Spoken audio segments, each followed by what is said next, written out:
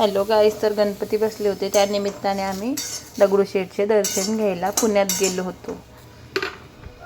सुंदर असं डेकोरेशन प्रत्येक ठिकाणी केलेलं होतं. त्यानंतर आम्ही सुंदर सुंदर अशा रांगोळ्याही पाहिल्या. त्यानंतर तिथे एक सेलिब्रिटीसुद्धा आली होती, ए रिश्ता क्या कहलाता मधली. तर आम्ही गणपतीचे दर्शन घेत घेत पुढे गेलो.